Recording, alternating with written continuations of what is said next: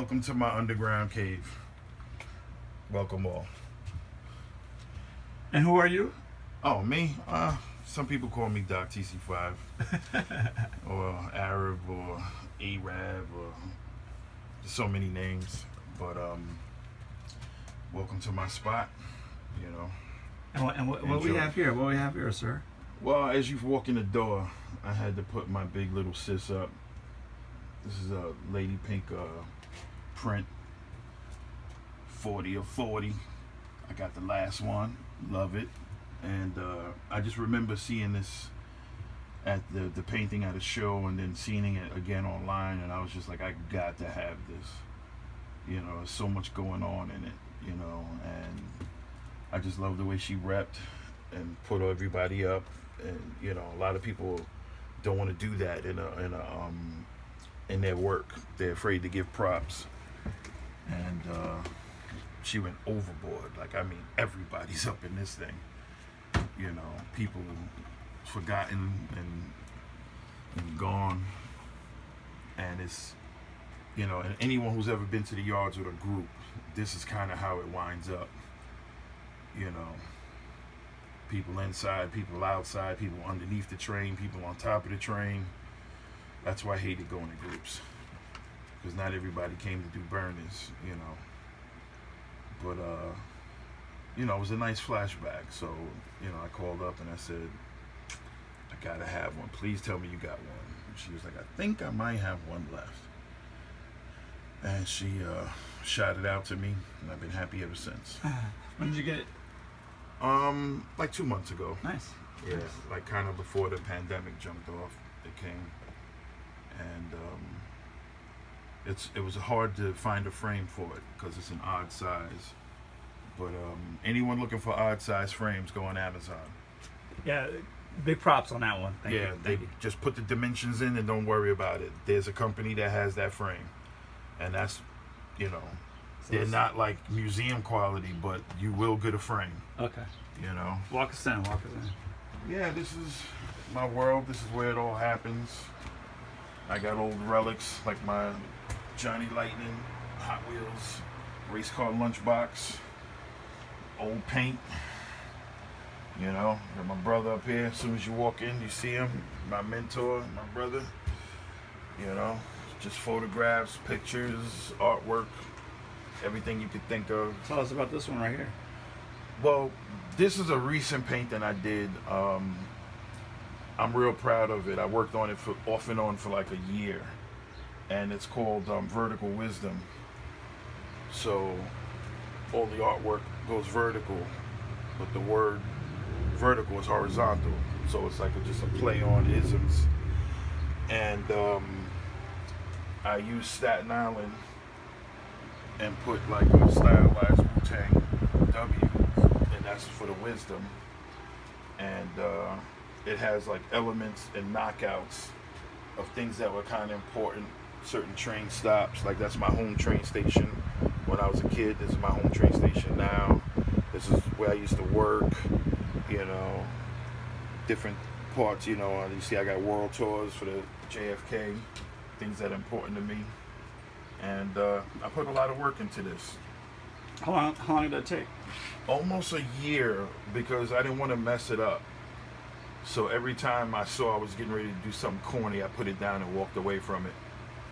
And what type of is that? Markers? Yeah, it's acrylic and paint markers. It's mostly paint markers, but there's an acrylic brush in there too. And this is like all handwork, no masking. Like I really sat there and painstakingly measured everything. All those arrows are measured.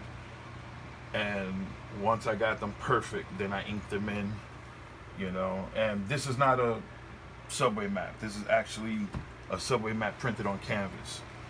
So a lot of times when I had it in the gallery, people kept walking up to it going, what is that?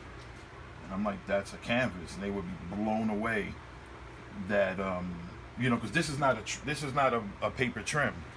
That's actually the white of the canvas. So it looks like I mounted it with a bevel, you know, and it's all purdied up, but that's actually the white of the canvas.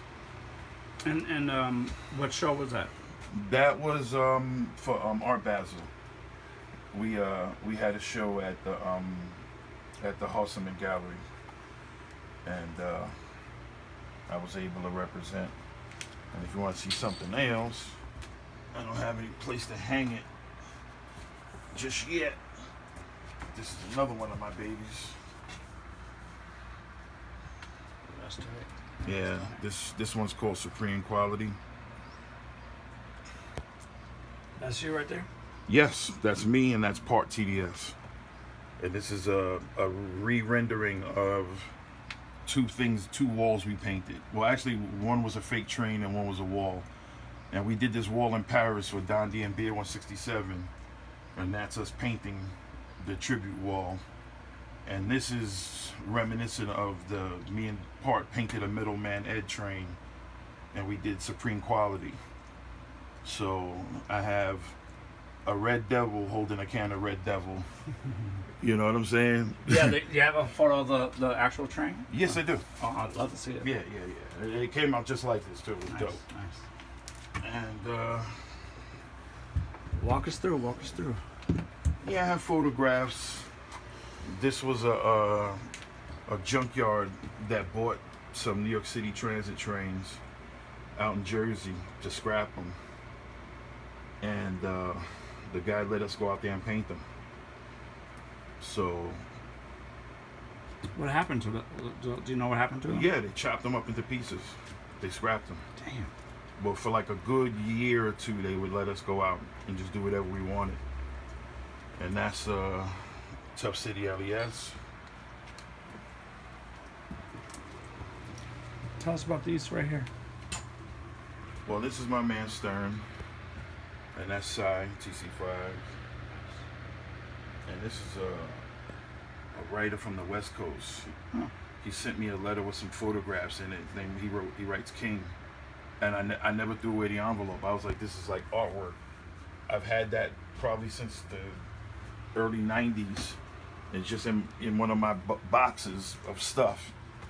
And I saw it the other day. I said, let me put this on the wall, you know. And this is an actual Baudet. He was sitting next to me when we did the ABCs of Style. And he was just hanging out, drawing stuff for the kids. And I was like, man, you got to draw something for me. So he put the Baudet joints on there. It was all black and white, and I colored it in and mounted it and turned it into artwork.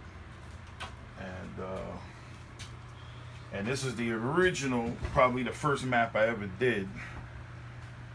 I can't even tell how old that is, you know, but it's old. It might be 10 years ago total. And that's the first time I was doing vertical letters. Well, no, actually the second time. I did it on paper first. And I always envisioned doing this on a building, you know, going from the roof down. You know, one day I'll throw it up. Because the style on it is timeless. I could do this anytime, and they would think it was a new outline. You can see that like being huge, right? Like a huge, Well, the whole side of a building. More tall than wide. Okay. You know, I would like to do it coming down the side of a building. Nice. Yeah. And then you know, embellish it with more drafting, points and arrows and ledgers. How long have you been writing Supreme? I don't remember the exact date, but it was in the 90s. And believe it or not, the first Supreme I ever did was with Is the Wiz. Back in the days when 5 Points was called the Fun Factory, he had access to walls all over Queens. The guy who was running the Fun Factory, and Iz plugged me in and was like, yo, we could get this wall out in Queens. And we went out there, and that was the first Supreme piece I ever did, and I videotaped it too. I have the whole video of me painting it. And That's on YouTube? no, I just have the hard footage in my safe. But the funny thing is that name came about for two reasons. Because Scene TC5 used to write Supreme Scene, and I was trying to get him to come back. And I was like, if you don't come back, I'm going to write your name. And he was like, I'm not writing. I said, you got to come back. I'm gonna write your name. And so I started doing it. But then I realized once I did it the first time that that Dondi's name was in the middle. So if you ever see me do it, it'll say Supreme, but there'll be a 2 in the E for pre-2. So it's like I'm able to honor him every time I do the piece. And that's why I kind of go so hard in them. You know, when I do Supreme pieces, I go ape shit. You know, because it's so much real estate, it's so big. And then I'm also, giving a shout out, giving a nod. So if you mostly see most Supreme pieces I do, the PRE is always a different colorway. It's never the same as the whole piece. As soon as I get to the PRE, I usually change the whole color, the whole outline, so that it's like its own knockout. It's like its own piece. And when did you start doing the characters The characters I started doing when I first joined TC5 because Scene and Doze were doing them. That was like their uptown thing. They kept that tradition of the stickman, after Stay High. It was just like, and they did really dope stickmen. So when I got down in the crew, I started doing them. And it's just synonymous with us, Did Dondi do them too? Yes, he did. But his stickmen were more closely to the traditional one of the Saint. Because the Saint stickman had a little head and a taller body. And we put like the new millennium funk on it. Like we changed it and gave it the alien head, and we elongated and exaggerated it. Like the original Saint from the TV show right. looked like a child did it. Okay. And that's where Stay High got it from, and that's how he drew it, the way they drew it in the show. And everyone from that generation drew it like the show. But Scene and Doze kind of changed it. They made it more funkier and gave it more of its own, vibe, so that it actually became bigger than what, because if you really think about it, if it was so dope, everybody would have been doing it. Some people didn't even think it was cool because like I said, the original stickman looked like a kid did it. So, later on when the guys funked it up, then it was like, yo, that's dope. So as soon as I got down, I started trying my versions and seeing how I can make mine look. And I've been doing it ever since. Tell us about the Pharaoh. Yeah, that's from the Arab Omega that me and Doze did in Brooklyn. We used to have our own Hall of Fame in Brooklyn. And I brought him out, we did it, and Henry heard about it, and he came out and photographed it for the book. So it became an international thing, it went around the world. What book is that? Is that Spray Can Art? Yeah. Yeah, Spray Can Art. And is that wall area, is that still existing as a spot to go? It's still there, but you can't paint it anymore. Okay. They'll call the cops or paint over it right away because it's a high school. Okay. So, in the sloppy 80s, nobody cared. If there was graffiti, there was graffiti. That's just what it was. But now, they're mandated to clean that up as soon as possible.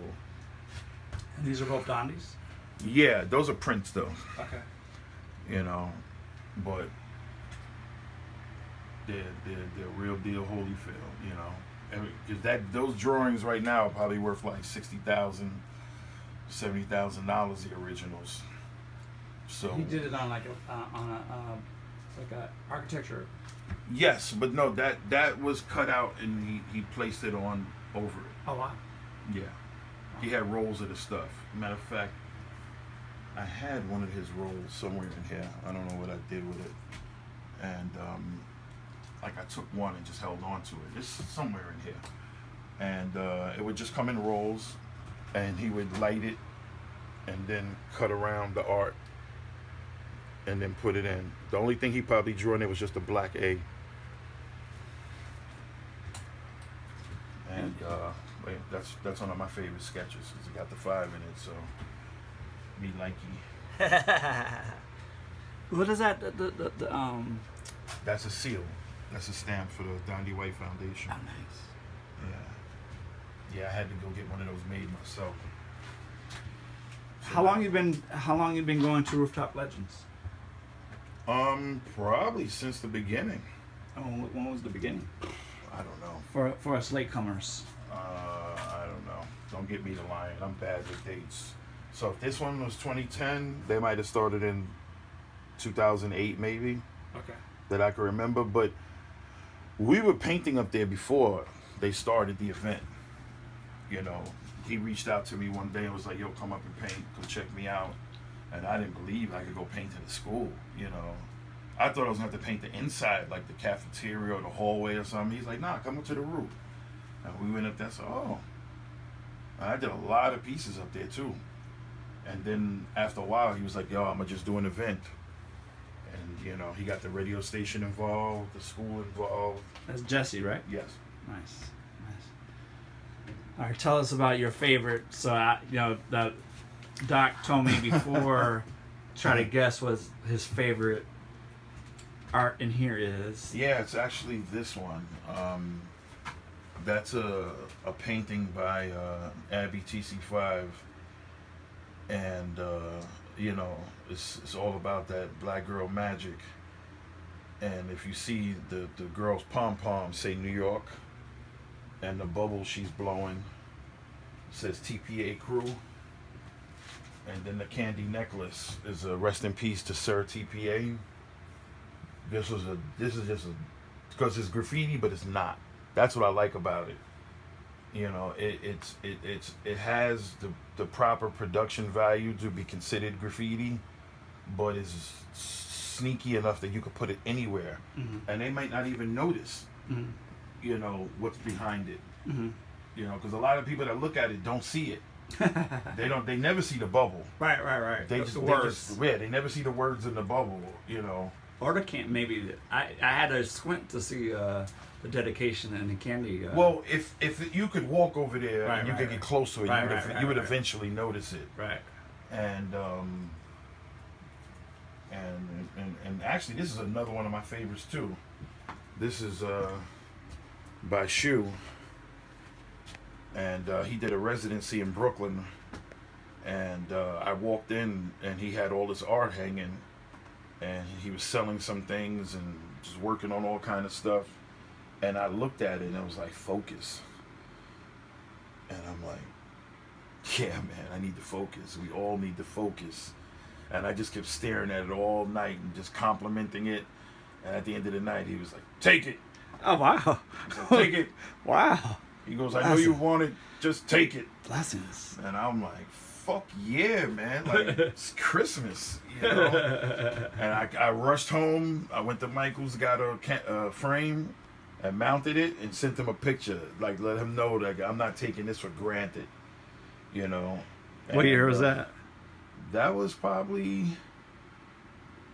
last year. That was probably 19. Huh. Yeah. And what I like about it the most is the texture of the dry marker. Right.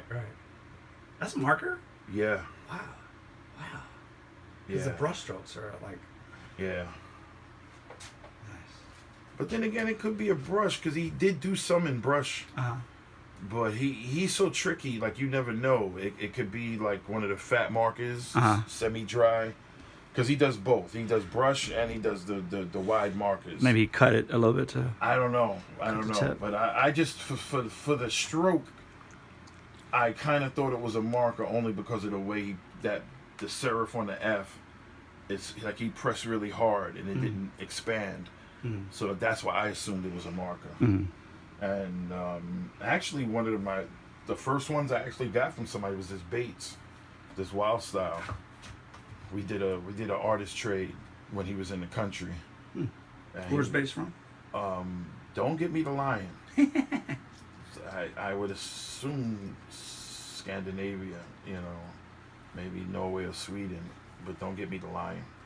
I honestly never asked, but I know he's from over there. But he comes here a lot. Okay. That's why. That's why So I asked.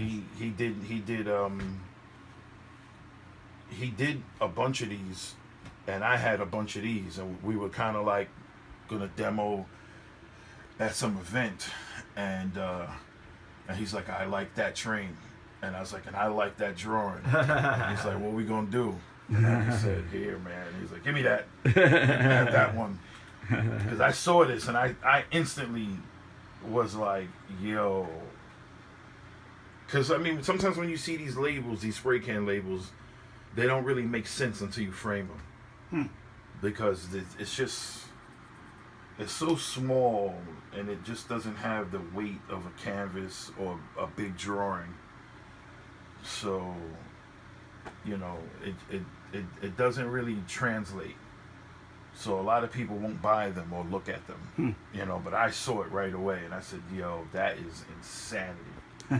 You know, and then all the trains that I post, these are them. You know, every now and then I'll just crank out a few of them and take one down, put a new one up. Or Now, are they eventually for sale, or they're part of your collection? Absolutely. No, I'd say half of them have been sold. Oh. You know, because every now and then collectors will come by to hang out and chit chat with me, and I watch them. Their eyes keep going up, and they keep looking and looking and looking, and I go, yeah, he's gonna ask. And then sooner or later they'd be like, yo, I'll give you X amount. I'd be like, nope, gotta go a little higher. How much are they sell for? It varies. Okay. They're around the 500 mark. Okay. You know, because it's like I can't make them too expensive, because at the end of the day I drew on a piece of plastic. You know. Those are plastic? Yes, they're plastic. Yeah, these are what they are.